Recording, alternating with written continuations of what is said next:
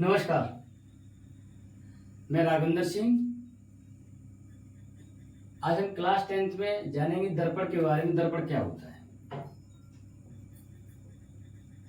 आशा करते हैं ये वीडियो आपकी अच्छी लगेगी। और आज हम देखेंगे कि दर्पण के प्रकार में पढ़ेंगे हम समतल दर्पण, गोलीय दर्पण, और पढ़ेंगे एकदम जो समतल दर्पण के गुण क्या होते हैं और गोलीय दर्पण कितने प्रकार के होते हैं। गोलीय दर्पण से संबंधित क्या क्या परिभाषाएं हो सकती हैं, उन पर आज हम चर्चा करेंगे। तो शुरू करते हैं। पहला पॉइंट दर्पण है। दर्पण की क्या डेफिनेशन होगी देखेंगे, एक बार समझेंगे, उसके बाद फिर डेफिनेशन लिखेंगे। जैसे मान लो हमने एक कोई चिकना पारदर्शी माध्यम ले लिया है, कोई भी चिकना हमने पारदर्शी माध्यम ले लिया है। ये हमने चिकना पारदर्शी माध्यम लिया। अब ये जरूरी नहीं है कि ये समतल ही हो, गोलीय भी हो सकता है। अब जब हम क्या करेंगे, चिकना पारदर्शी माध्यम लेंगे तो उसके एक तल पर एक दो तल है, एक तल ये है, एक तल ये है। तो एक तल पर हम क्या करेंगे, कलई, ये जो चिन्ह दर्शाता है इसका मतलब है इस भाग पर कलई की गई है। एक तरफ हम क्या करेंगे, कलई कर देंगे, और कलई करेंगे या फिर इसका नाम हो जाएगा, दूसरा नाम कह सकते हैं हम, लाल ऑक्साइड का पेंट करेंगे। लाल ऑक्साइड का पेंट करेंगे। अच्छा, क्या होता है लाल ऑक्साइड? लाल ऑक्साइड जो होता है दो चीजों से मिलकर बना होता है, जिसका नाम होता है लोहा प्लस ऑक्सीजन। लोहा प्लस ऑक्सीजन। फॉर्मूला की बात करें तो फॉर्मूला आपका हो जाएगा Fe2 और हो जाएगा O3। Fe2O3 हो जाएगा। और ये जो होता है वो लाल भूरे रंग का होता है। इसकी अगर हम बात करें तो ये लाल भूरे रंग का होता है, भूरे रंग का होता है, लाल भूरे रंग का होता है। इस तरीके से हम, ये हमारा पता चला कि लाल ऑक्साइड क्या होता है। अब देखेंगे आगे कि जैसे हमने एक भाग पर क्या कर देंगे, कलई या लाल ऑक्साइड का पेंट कर देंगे, वैसे ही जो हमारा दूसरा भाग है वो तुरंत क्या बन जाएगा, परावर्तक पृष्ठ बन जाएगा। अब ये वाला जो पृष्ठ है वो हमारा परावर्तक पृष्ठ कहलाएगा, परावर्तक पृष्ठ कहलाएगा। अच्छा, जैसे ये परावर्तक पृष्ठ बन जाएगा तो फिर हम क्या करेंगे, यहाँ पर देखेंगे कि जैसे कोई प्रकाश की किरण यहाँ पर आएगी, आने के बाद में जैसे यहाँ पर क्या आएगी तुरंत इसका परावर्तन होगा, तो उसी माध्यम में वापस लौट जाएगी और फिर इसमें ये घटना शुरू हो जाएगी। तो इस प्रकार बने निकाय को, इस प्रकार ये हमारे पास क्या बन गया, निकाय, एक निकाय बन गया है। तो इस प्रकार बने निकाय को हम दर्पण कहते हैं।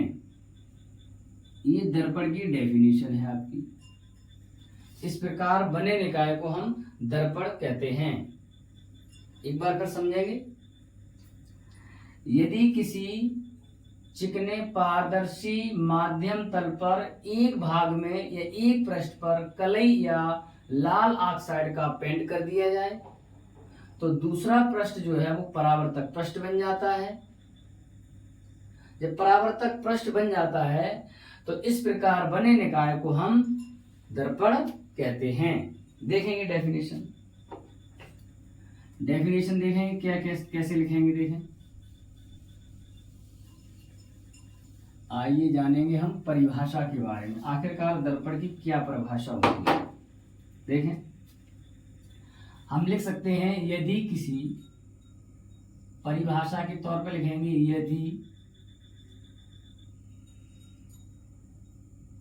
यदि किसी चिकने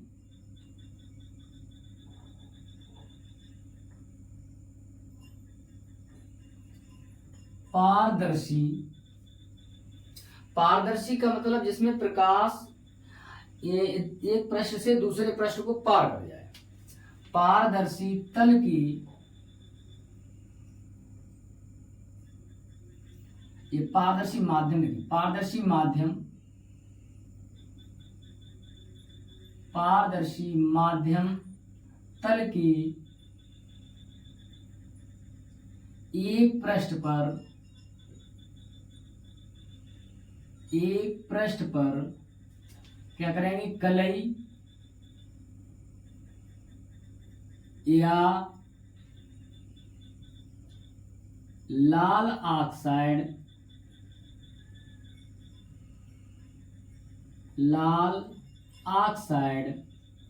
का पेंट करके,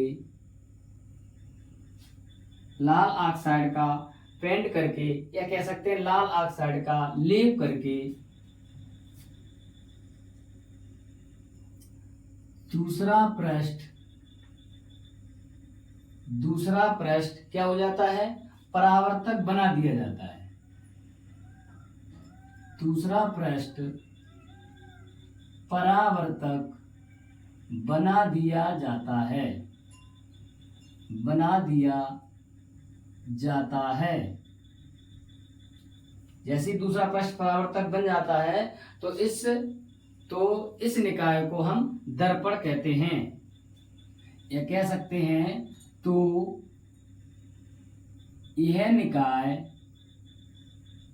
यह निकाय दर्पण कहलाता है। यह निकाय दर्पण कहलाता है। एक बार फिर समझेंगे।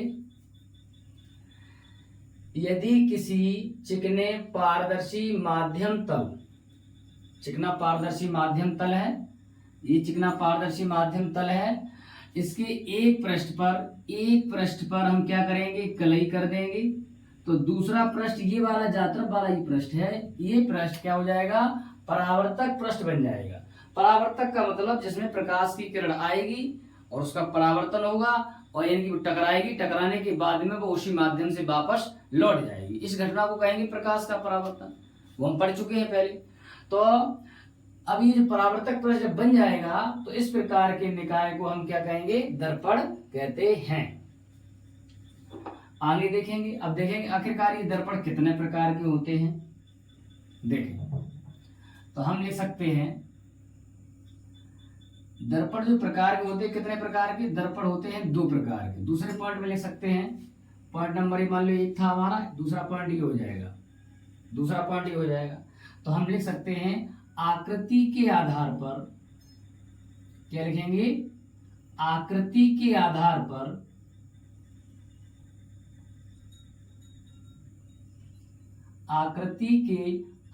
पर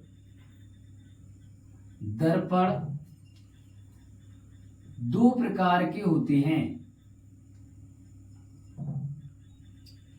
2 प्रकार के होते हैं। अच्छा, कौन कौन से वो 2 होते हैं, ये तो हमने जान लिया कि दर्पण 2 प्रकार के होते हैं। आखिरकार उनके नाम क्या है, हम कैसे जानेंगे वो 2 प्रकार कौन कौन है। यहीं पर हम कंफ्यूज हो जाते हैं कि दर्पण कौन कौन से 2 प्रकार के होते हैं। बहुत से लोगों को पता ही नहीं होता है, वो बोलते हैं उत्तल दर्पण और अवतल दर्पण, जबकि ये हमारा आंसर गलत हो जाता है। तो दर्पण कौन कौन से 2 प्रकार के हैं, आइए जानेंगे। 2 प्रकार में पहले की हम चर्चा करेंगे। पहला जो हमारा होगा, पहला जिसका नाम हो जाएगा समतल दर्पण, जिसका नाम हो जाएगा समतल दर्पण। समतल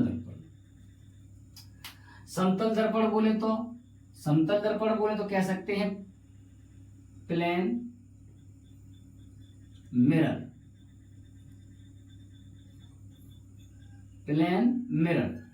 आखिरकार इसे समतल क्यों कहेंगे, क्या कारण इसे समतल कहते हैं। इसका कारण है कि समतल दर्पण में जो परावर्तक पृष्ठ होगा, जो पृष्ठ आपका दूसरा जो पृष्ठ होगा, परावर्तक, तो लिख सकते हैं समतल दर्पण की डेफिनेशन क्या हो सकती है, लिख सकते हैं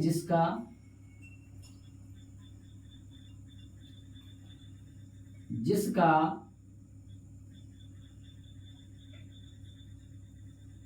परावर्तक पृष्ठ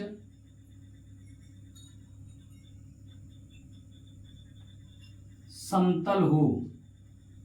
कैसा होना चाहिए? समतल होना चाहिए। देखेंगे डायग्राम के माध्यम से। जैसे मान लो हमने क्या किया है, एक हमने पारदर्शी माध्यम ले लिया है और इसमें हमने क्या किया है, इसके दूसरे पृष्ठ पर लाइन खींची, इसके दूसरे पृष्ठ पर हमने क्या किया है, कलई कर दी है। ये कलई कर दी, ये हमने इधर क्या किया है, कलई किया हुआ भाग है। इधर मेरे पास में भाग है जिसका नाम है कलई किया हुआ भाग, या कलई कह सकते हैं किया हुआ भाग, कलई किया हुआ भाग। ये भाग कहलाएगा कलई किया हुआ भाग। अच्छा, जैसे ही हमने इस पर कलई कर देंगे तो ये वाला जो पृष्ठ है वो हमने अभी पढ़ा था, ये कैसा बन जाएगा, ये हमारा परावर्तक पृष्ठ बन जाएगा। और जैसे एक आपतित किरण होगी, मतलब किरण आएगी, आने के बाद में यहाँ पर इसका परावर्तन होगा और उसी माध्यम में वापस लौट जाएगी, उसी माध्यम में वापस लौट जाएगी। तो इस प्रकार के हम दर्पण को कहते हैं समतल दर्पण। क्या कहेंगे? इस प्रकार के दर्पण को हम कहते हैं समतल दर्पण। एक बार फिर देखेंगे, दर्पण दो प्रकार के होते हैं, उसमें हमने पहला प्रकार जान लिया समतल दर्पण, यानी प्लेन मिरर। समतल दर्पण का मतलब ये होता है जिसका परावर्तक पृष्ठ समतल हो, जिसका परावर्तक पृष्ठ समतल हो वो समतल दर्पण कहलाता है। अच्छा, परावर्तक पृष्ठ समतल कैसे होगा? जैसे हमने कोई प्लेन ले लिया, प्लेन पारदर्शी माध्यम ले लिया, उसके एक भाग में हमने कलई कर दी, ये हम डेफिनेशन में पढ़ चुके हैं, एक भाग में कलई या लाल ऑक्साइड का पेंट कर देंगे हम। तो हमने जब एक भाग में कलई कर दी तो वैसे इसको तुरंत उसका दूसरा पृष्ठ जो है वो परावर्तक पृष्ठ बन जाता है, ये तो दर्पण कहलाएगा। अच्छा, जो परावर्तक पृष्ठ है ये वाला, ये पूरा प्लेन है एकदम। जब प्लेन है तो इस प्रकार के हम दर्पण को समतल दर्पण कहते हैं। डेफिनेशन क्या हो जाएगी? वह दर्पण जिसका परावर्तक पृष्ठ समतल हो तो वो समतल दर्पण कहलाता है। अब चर्चा करेंगे दूसरे दर्पण की। देखेंगे दूसरा जो हमारा भाग है या दूसरा प्रकार है वो क्या है।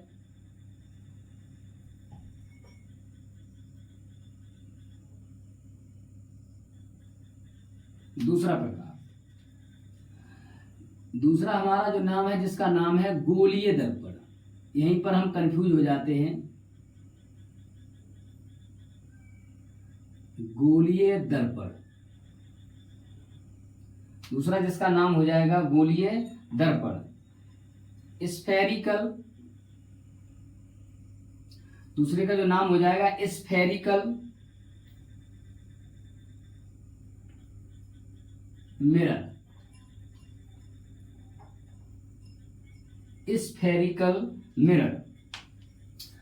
अच्छा, जब समतल दर्पण था तो इसका परावर्तक पृष्ठ समतल था, सीधी सी बात है। जब गोलीय दर्पण होगा तो उसका परावर्तक पृष्ठ कैसा होगा, बताएंगे एक बार, गोलीय होगा। तो हम लिख सकते हैं। अच्छा, जो एक बात और है कि इसमें हमने पृष्ठ तो समतल ले लिया था, इसमें हमने जो पारदर्शी माध्यम था वो हमने समतल ले लिया था, लेकिन इसमें थोड़ा समझने वाली बात है। क्या? इसमें क्या करेंगे, हम एक कांच का खोखला गोला लेंगे। ऐसी कांच का खोखला गोला होगा, कांच के खोखले गोले से हम क्या करेंगे, एक हिस्सा काट देंगे इस तरीके से। तो कह सकते हैं हम कांच के खोखले गोले को काट कर, खोखला गोला है उसको काट कर उसके, अब देखो इसमें भी दो पृष्ठ है, एक पृष्ठ ये है और एक पृष्ठ ये है। या फिर हम इधर से भी काट सकते हैं इसको, ऐसे यहां से भी काट सकते हैं। तो खोखले गोले को काटकर क्या करेंगे, कांच के खोखले गोले को काटकर उसके एक पृष्ठ पर, या तो हम कह सकते हैं देखो एक ये बन जाएगा और एक हमारा ये बन जाएगा। एक पृष्ठ पर, किसी एक पृष्ठ पर, जैसे यहां पर हमने क्या कर दी, एक पृष्ठ पर क्या कर दिया, चांदी की पॉलिश कर दी या कलई कर दी, या फिर मान लो इसके अंदर वाले भाग पर हमने चांदी की पॉलिश या कलई कर दी। तो इस प्रकार के दर्पण को हम गोलीय दर्पण कहते हैं। इस प्रकार के हम दर्पण को गोलीय दर्पण कहते हैं। या हम शॉर्ट भाषा में लिख सकते हैं कि वह है दर्पण जिसका परावर्तक पृष्ठ गोलीय होता है, उसे हम गोलीय दर्पण कहते हैं। आखिरकार कहां से गोलीय आता है, गोलीय कैसे बनता है, उसके बारे में हमने देखा है क्या कि एक कांच का खोखला गोला है, कांच के खोखले गोले को काटकर उसके एक पृष्ठ पर या बाहर या अंदर की तरफ किसी एक पृष्ठ पर चांदी की पॉलिश या कलई कर दी जाए तो इस प्रकार बने दर्पण को हम गोलीय दर्पण कहते हैं। अब गोलीय दर्पण दो प्रकार के होते हैं, उसके बारे में चर्चा करेंगे, देखेंगे डेफिनेशन। तो हम लिख सकते हैं, हम क्या लिख सकते हैं बताओ, हम लिख सकते हैं कांच के खोखले गोले को काटकर, इसकी डेफिनेशन, कांच का खोखला गोला है, कांच के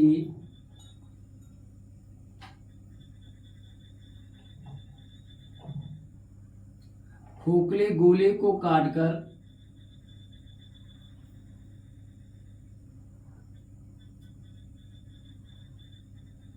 कांच के खोखले गोले को काटकर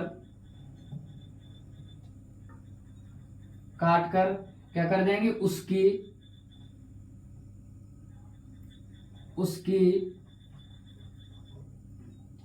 एक पृष्ठ पर, दिखाई दे रहा है इधर, उसके एक पृष्ठ पर चांदी की पॉलिश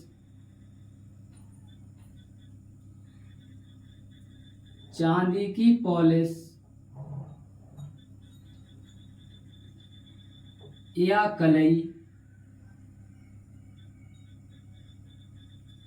कलई कर दी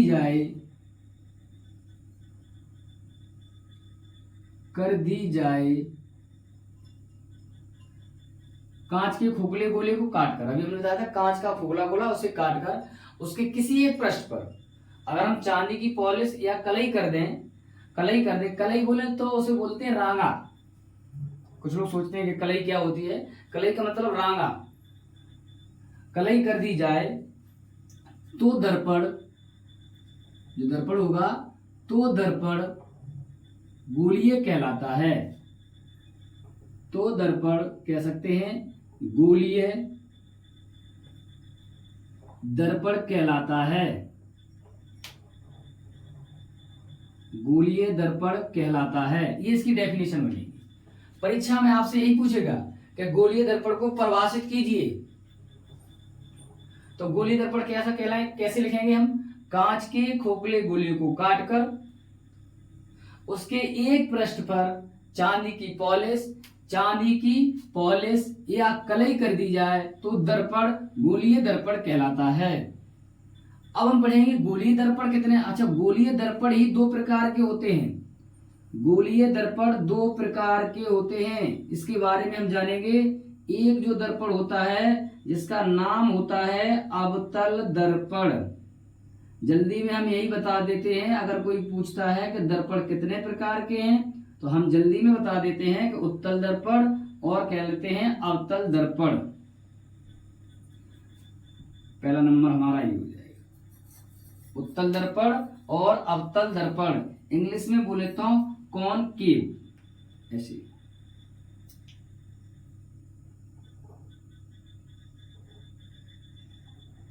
मिरर,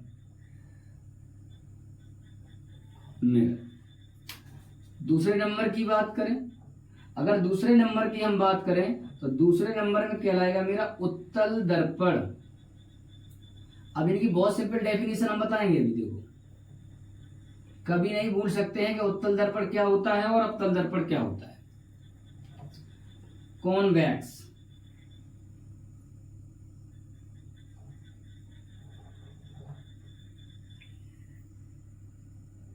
मिरर,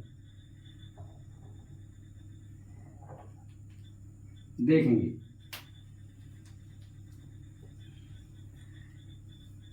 अवतल दर्पण और उत्तल दर्पण, एक हमने क्या किया है,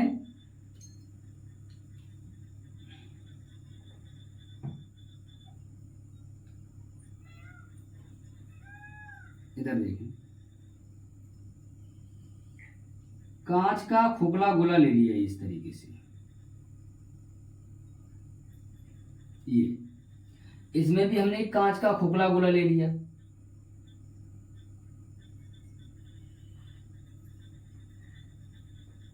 ये आ, यहां से आ फोर क्या कहलाएंगे, अंदर। तो हम डेफिनेशन में लिख सकते हैं क्या, जिसका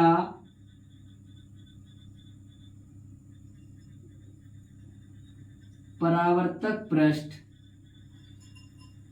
कहां हो, अंदर हो, जिसका परावर्तक पृष्ठ अंदर की ओर हो, कहां पर हो, अंदर की ओर हो, या कह सकते हैं दबा हुआ हो, या दबे हुए तल में हो।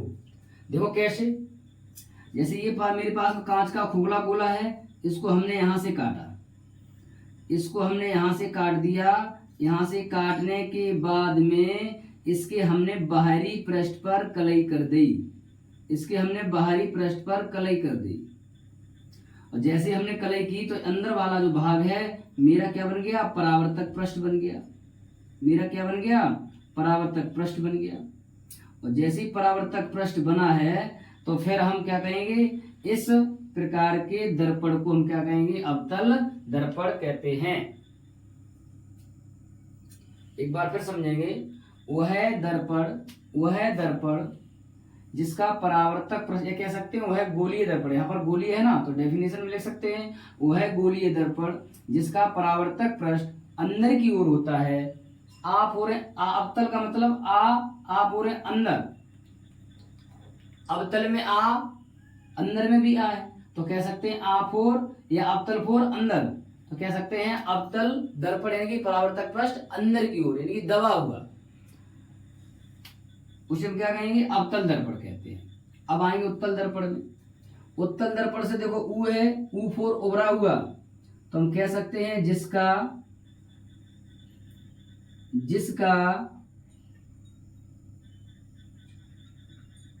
परावर्तक पृष्ठ उभरा हुआ हो, उसे क्या कहेंगे, हम उत्तल दर्पण कहते हैं। कैसे देखेंगे, जैसे हमने क्या किया है, कांच का खोखला गोला है, इसे हमने यहां से काट दिया, यहां से हमने जैसे ही काटा तो हमारा ये दर्पण बन गया। अब देखो ये जब दर्पण बन गया है और इसके हमने अंदर वाले भाग पर कलई कर दी, अंदर वाले भाग पर कलई कर दी तो इसका बाहर वाला जो हिस्सा है वो परावर्तक पृष्ठ बन जाएगा।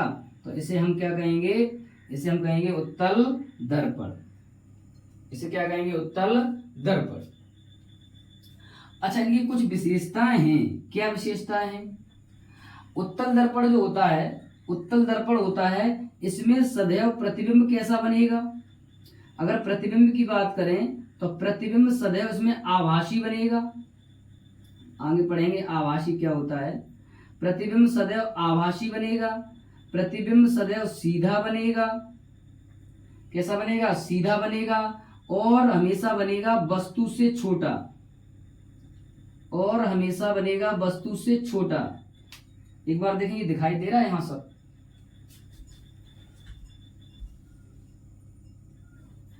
और बनेगा वस्तु से छोटा। अच्छा, फिर इसकी चर्चा करें अगर हम, अवतल दर्पण में प्रतिबिंब कैसा बनता है। अवतल दर्पण में प्रतिबिंब दो प्रकार के बन सकते हैं, आभासी भी बनता है और वास्तविक भी बनता है। इसके बारे में हम आगे चर्चा करेंगे कि आभासी कब बनता है और वास्तविक कब बनता है। अगर वास्तविक बनेगा जो प्रतिबिंब, अच्छा इसकी एक विशेषता है, जो प्रतिबिंब वास्तविक बनेगा वो कैसा होगा, वो आपका उल्टा होगा, वो प्रतिबिंब आपका उल्टा होगा। दूसरे नंबर पर कह सकते हैं इसमें प्रतिबिंब तीन प्रकार से बन सकता है, छोटा भी हो सकता है, वस्तु के बराबर भी हो सकता है, वस्तु के बराबर भी हो सकता है, और वस्तु से बड़ा भी हो सकता है। अगर प्रतिबिंब आभासी बन रहा है, पहला नंबर ये। दूसरा अगर बात करें, अगर प्रतिबिंब आपका आभासी बन रहा है, अगर प्रतिबिंब आभासी बन रहा है, अगर प्रतिबिंब आभासी बन रहा है तो वो सीधा होगा, तो वो सीधा होगा। और वस्तु से बहुत बड़ा होगा। कैसा होगा? बहुत बड़ा होगा, वस्तु से बहुत बड़ा होगा। और इसकी अगर हम चर्चा करें तो इसमें प्रतिबिंब कैसा होगा? आभासी होगा और बस सीधा होगा, वस्तु से छोटा होगा, वस्तु से हमेशा छोटा होगा। परीक्षा में ही आ जाता है टॉपिक, एक नंबर भौगोलिक पूछ लेते हैं कि बताइए उत्तल दर्पण में प्रतिबिंब सदैव बनता है।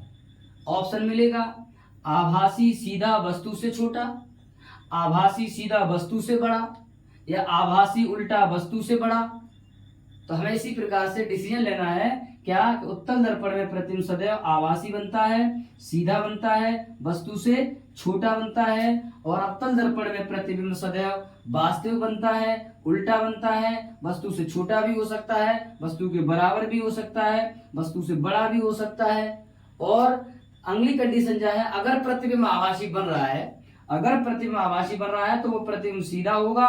और कहां पर होगा वो? अच्छा, बनेगा कहां पर? वो दर्पण के पीछे बनेगा। उसके बारे में हम आगे चर्चा करेंगे जब हम पढ़ेंगे कि दर्पण के द्वारा प्रतिबिंब कैसे बनते हैं, तो उसमें हम चर्चा ये करेंगे उसमें। तो और वस्तु से बहुत बड़ा बनेगा। आशा करते हैं आप लोगों को ये चीजें समझ में आई होंगी। एक बार फिर देखेंगे, स्क्रीनशॉट लेना चाहे तो ले सकते हैं, फिर आगे चर्चा करें। एक बार फिर देखें, दर्पण, दर्पण की क्या डेफिनेशन है? यदि किसी चिकने पारदर्शी तल के एक पृष्ठ पर कलई कर दें, एक पृष्ठ पर कलई कर दें या लाल ऑक्साइड का पेंट कर दें, पेंट करके दूसरा पृष्ठ परावर्तक बना दिया जाता है तो यह निकाय दर्पण कहलाता है। आकृति के आधार पर दर्पण दो प्रकार के होते हैं। पहला हो जाएगा हमारा समतल दर्पण, दूसरा हो जाएगा हमारा गोलीय दर्पण। इस बात को याद रखेंगे, दर्पण दो प्रकार के हैं, समतल दर्पण और गोलीय दर्पण, ना कि उत्तल और अवतल कह सकते हैं। हम यहीं पर गलतियां करते हैं। दर्पण दो प्रकार के हैं, समतल और गोलीय। एक बार फिर बोले, समतल, वो दर्पण दो प्रकार के हैं, समतल और गोलीय। दर्पण दो प्रकार के हैं, समतल और गोलीय। गोलीय दर्पण दो प्रकार के हैं, अवतल और उत्तल। गोलीय दर्पण दो प्रकार के हैं, अवतल और उत्तल। समतल दर्पण की डेफिनेशन क्या है? सिंपल डेफिनेशन, जिसका परावर्तक पृष्ठ समतल हो वो समतल दर्पण कहलाएगा।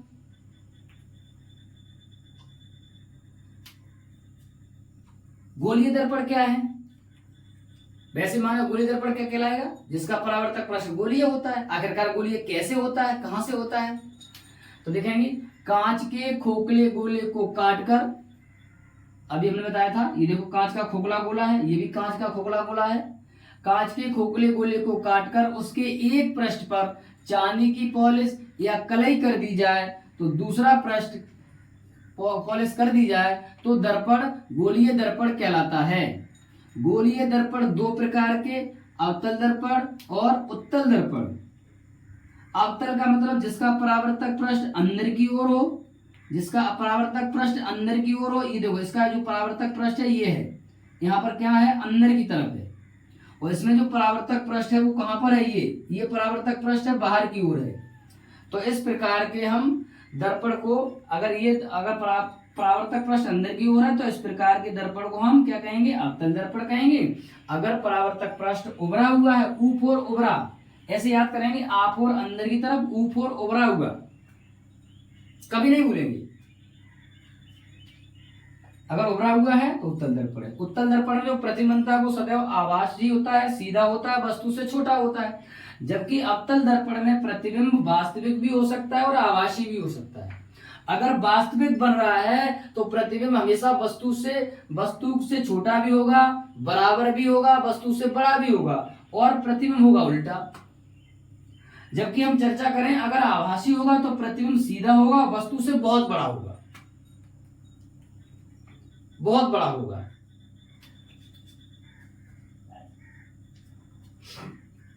अब हम चर्चा करेंगे कि समतल दर्पण के गुण क्या होते हैं। ये कभी कभी पूछ लिया जाता है परीक्षा में कि समतल दर्पण के क्या गुण हैं। देखेंगे,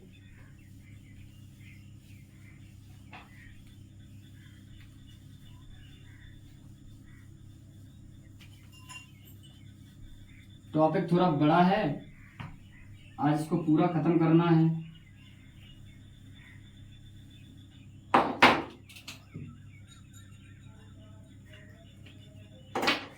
तो हम फिर हेडिंग लगा सकते हैं क्या, समतल दर्पण द्वारा बने प्रतिबिंब के गुण। समतल दर्पण द्वारा जो प्रतिबिंब बनेगा उसके क्या क्या गुण हो सकते हैं।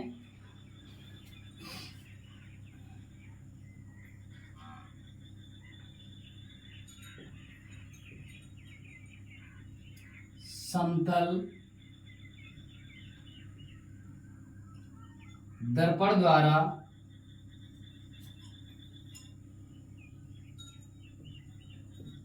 बने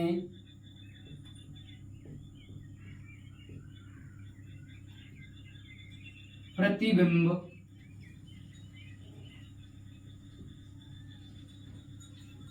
के गुण देखेंगे एक बार। समतल दर्पण द्वारा बने प्रतिबिंब के गुण।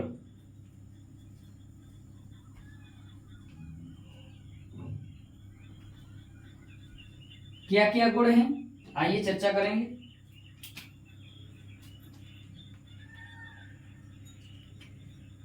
नंबर 1,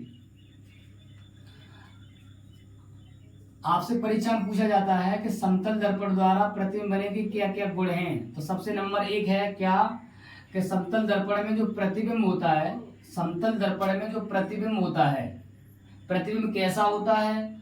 एक बात सीखेंगे, सदैव आभासी होता है। रट लेंगे इस बात को कि समतल दर्पण में प्रतिबिंब सदैव आभासी बनता है। कैसा बनता है, आभासी बनता है। और कैसा होगा, समतल दर्पण में प्रतिबिंब सदैव आभासी और सीधा होगा। वेरी मोस्ट इंपोर्टेंट क्वेश्चन है बोर्ड परीक्षा के लिए, बहुविकल्पी के लिए, कि समतल दर्पण द्वारा प्रतिबिंब कैसा बनता है। तो समतल दर्पण द्वारा प्रतिबिंब सदैव आभासी और सीधा होता है। और एक नई बात बताएं कि समतल दर्पण में प्रतिबिंब आभासी सीधा तो बनता है, फिर छोटा होगा या बड़ा होगा, तो फिर उस समय वस्तु के बराबर बनेगा। वो कैसा होगा, वो वस्तु के बराबर बनेगा। प्रतिबिंब कैसा होगा, वस्तु के बराबर होगा। जैसे मान लो मेरे पास में ये दर्पण है, मेरे पास में ये एक समतल दर्पण है। अभी हम पढ़ चुके हैं समतल दर्पण के बारे में। समतल दर्पण है, इसके सामने कोई भी वस्तु रखी है, या हम मान लो आप ही खड़े हैं, आप खड़े हैं, आप खड़े हैं, तो आपका इसके अंदर जो प्रतिबिंब बनेगा वो आपके बराबर होगा। कैसा होगा, बराबर होगा, बराबर होगा, ये बराबर होगा। तो समतल दर्पण में प्रतिबिंब कैसा बनता है, वस्तु के बराबर बनता है, और सदैव आभासी होता है, और कैसा बनता है, सीधा बनता है। दूसरे नंबर की बात करेंगे। अगर हम अगली बात करें तो हम कह सकते हैं कि अगर कोई व्यक्ति h ऊंचाई का है, h ऊंचाई का कोई व्यक्ति, या कह सकते हैं h ऊंचाई का मनुष्य अपना प्रतिबिंब देखने के लिए अपना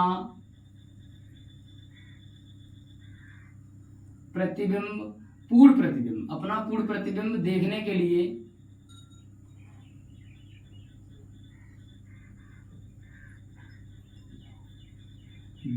के लिए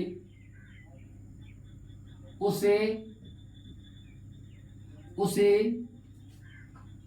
h/2 ऊंचाई का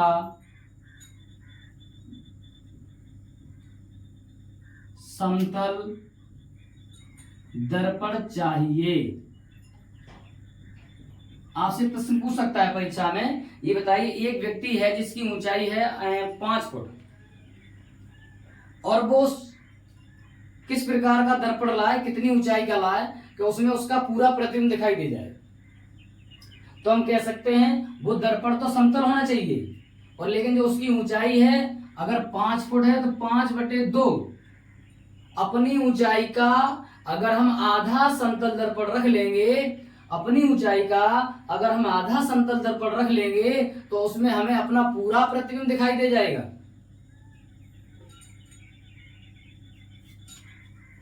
अगला पॉइंट,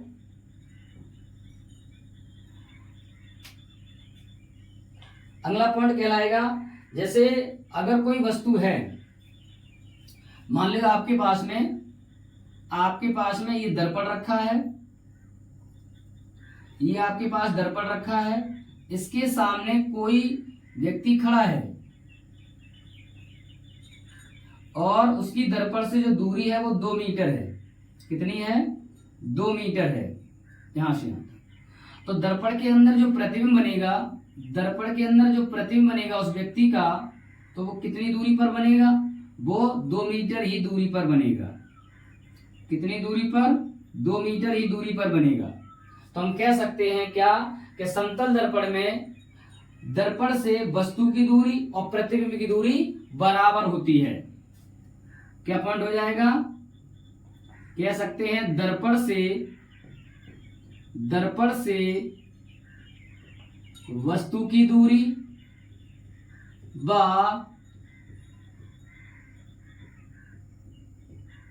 प्रतिबिंब की दूरी कैसी होती है? समान होती है। समान होती है। एक बार फिर समझेंगे कि मेरे पास में कोई समतल दर्पण है, समतल दर्पण के आगे वस्तु जितनी दूरी पर होगी उसका प्रतिबिंब दर्पण के अंदर उतनी ही दूरी पर बनेगा।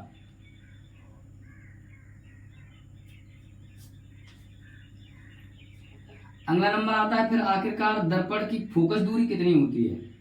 अगर फोकस दूरी की बात करें, ये नोट पॉइंट हो जाएगा हमारा, ये इंपॉर्टेंट क्वेश्चन है। सो समतल दर्पण की जो फोकस दूरी होती है,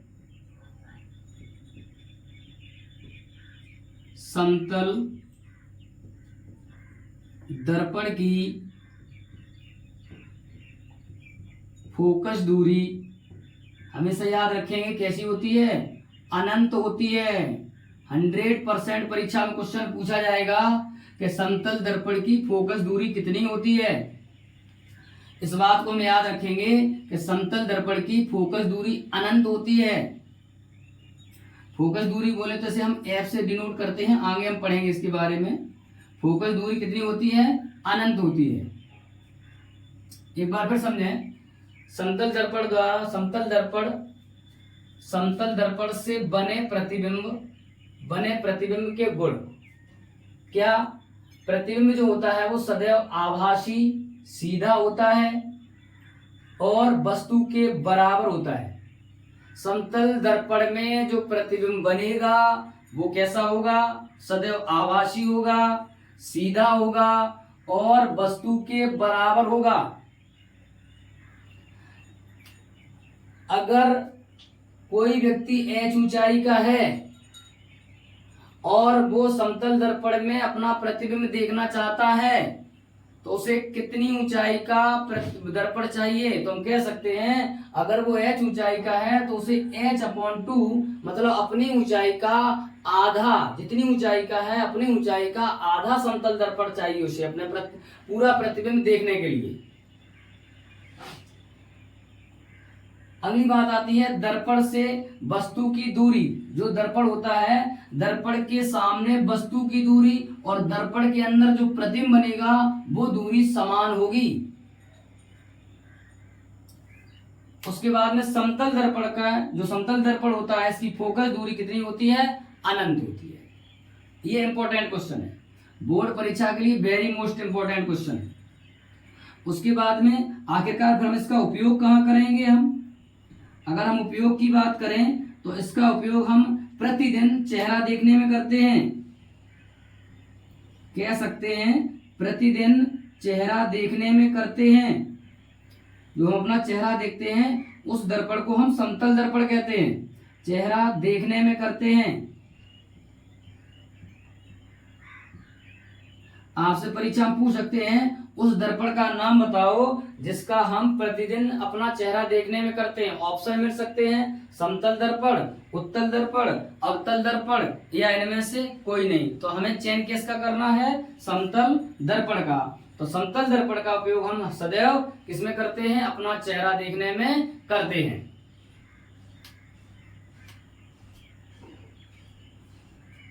आगे देखेंगे इसके बाद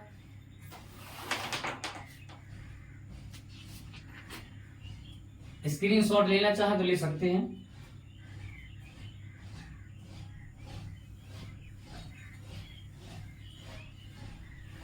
अब आपको अगली वीडियो मिलेगी, उसमें हम चर्चा करेंगे दर्पण से संबंधित परिभाषाएं क्या होती हैं, दर्पण द्वारा प्रतिबिंब के नियम क्या हैं, और साथ में ही चर्चा करेंगे कि दर्पण द्वारा प्रतिबिंब किस प्रकार से बन सकते हैं। आशा करते हैं आपको ये वीडियो पसंद आई होगी। तब तक के लिए जय हिंद, नमस्कार। और हमारा चैनल है जिसका नाम है गोविगा जी स्टडी क्लास। आप लोगों से अनुरोध है कि वो हमारा चैनल सब्सक्राइब करें, जिससे हम आपको अच्छी से अच्छी और वीडियो दे सकें। धन्यवाद।